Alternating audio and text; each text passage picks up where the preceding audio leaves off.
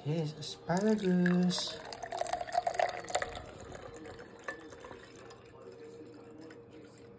Yes guys, asparagus tayo guys.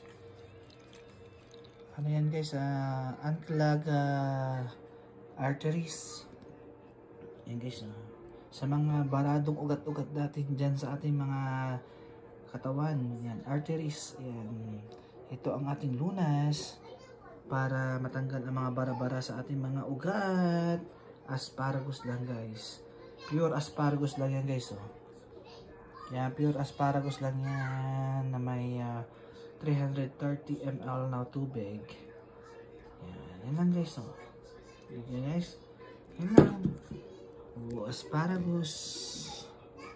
Yan ang ating iinumin guys bago tayo mananghalian at saka dinner. Yan na.